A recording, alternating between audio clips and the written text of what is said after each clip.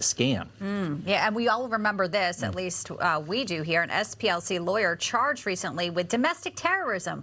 Yes, for an attack in Atlanta. According to the website, they say schools especially have been on the receiving end of ramped up coordinated hard right attacks, frequently through the guise of parents' rights groups. So that is what they are continuing to maintain. Yeah. They also say these groups were in part spurred by the right-wing backlash to COVID-19 public safety measures in schools. But they have grown, they say, to an anti-student inclusion movement that targets any inclusive curriculum that contains discussion of race, discrimination, LGBTQ identities. Of course, the real concern is this being taught to children as young as kindergarten. All right, let's welcome in now Kelly Sadler. She's a commentary editor at the Washington Times. Also with us, Bruce LeVell, former advisor to President Trump. Great to see you both, Bruce and Kelly. Welcome in. Hey. Thank you, guys. Well, let's talk more about what the SPLC is saying about the Moms for Liberty specifically. At the forefront of this mobilization, they write, Moms for Liberty, a Florida-based group with vast connections to the GOP, which means the Klan, basically. If you're the SPLC, that's what they're claiming. If you're MAGA, you're a member of the Klan. And they can be spotted at school board meetings across the country. Yes, these parents actually show up wearing signs that declare, we do not co-parent with the government. Oh. Anyway, here's how the Moms for Liberty describe themselves, though. Moms for Liberty is dedicated to fighting for survival of America by unifying, educating, and empowering parents to defend their parental rights at all levels of government. But, Bruce, you see what's going on here, right? The SPLC, this is a tried and true tactic they've been using since the 1980s. They push fear and they push hate on everyone in the name of raising more funds. And now they're doing it with Moms for Liberty. I mean, God forbid you show up at a school board meeting and care about your kids. Yeah. Well, you know, it's interesting, and I hope NEWSMAX investigator reporters, they go out and actually start doing the money tracking, as I call it, find out the biggest money sourcing that puts this particular organization. And of course, you know, you always say follow the money, you're going to find out where the true puppeteers are. But it's really unfortunate, you know, and I said this last year when we were really trying to court really good school board, you know, good people in the community to come out and serve on these school boards. We did get quite a few in January this year. I call them the America First School Board members. So I'm hoping that we'll actually attract more because of this particular issue, the article that NEWSMAX is bringing to the viewers' attention. Is folks, y'all watching this show, look around you and look at some of these school board seats and say, hey, enough's enough. We want you to go put your name on that ballot and come in here and combat this. This is the only antidote to deal with silliness like this. You're so right, Bruce. And we've seen a lot of school board seats get overturned. Moms for Liberty is actually women who are on the school boards joining it. And I think that's why they're so concerned about this group. But let's talk about also, and Kelly, I want you to react to this, an FBI whistleblower talking about how the FBI is even talking about parents at school board meetings. This is what he said.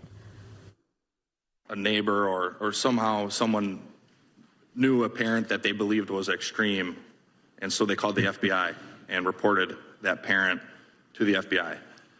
When citizens in this country get to a point where they can call the most powerful law enforcement agency in the world on their neighbor just because they disagree with them, that is chilling to the First Amendment rights of the people who are getting the FBI called on them.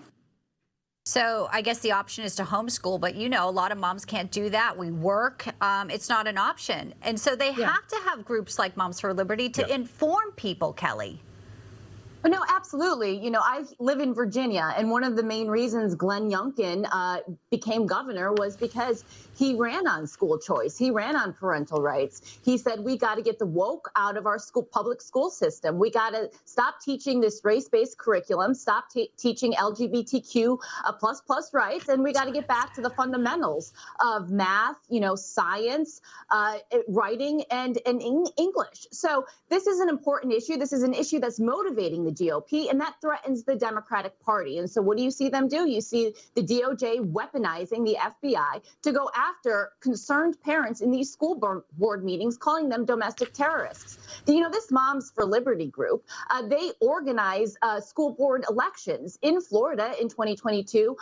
You know, 29 of the people that they endorsed and Governor DeSantis endorsed won their school board races, and that was out of 34 people that they endorsed. They also saw victories in North Carolina, South Carolina, and New Jersey. This is an issue that everyone should be in support of. Parents have the right to fundamentally parent their children, shouldn't have to co-parent with the government. It's a winning issue, and we're seeing a lot of GOP presidential candidates take this up in the form of school choice. Every parent should be able to decide where their children goes to school and what they're taught in that school. And they are our kids, not the government's. Thank you. Exactly we have another installment of a segment we call What's Racist Now? Because it seems like something's new racist every week. And this week, what's racist now? Well, it's that jacket that Casey DeSantis sported on the campaign trail in Iowa. A guy named Dr. Marvin Dunn, who is a historian, writes on his Twitter page that black babies were used as alligator bait in a kind of trope in Florida in the 1900s. He admits it's an inside joke, so if you're not from Florida, you may not get it. But does this mean, Bruce, that the Florida Gators have to change their mascot? I mean, anything associated with an alligator now apparently is racist to some people. When does this craziness stop? When do we stop calling everything racist and just focus on results, how much we've progressed as a country? Well, I'm a civil rights child here in Atlanta. My family were marching the civil rights movement. We always had this, what we were taught.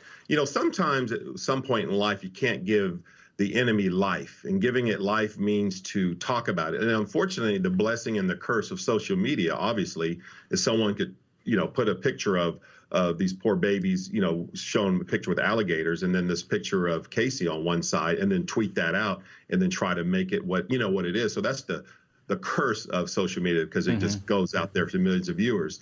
But I always say this, and I always say this and to the viewers, that how do you combat something like this? Is sometimes you just have to not give it life or give it light.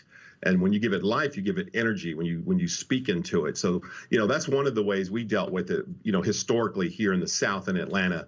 My dad, my uncles, my grandparents for many years is how to combat that and try to look forward in a more positive manner. But, it's unfortunate. This is only going to go further for the DeSantis group, because as they go on to the race. It was shut down very quickly by people who were responding to him on Twitter saying how ridiculous this was. Bruce LeVell, Kelly Sadler, great to have you both with us. Thank you so much.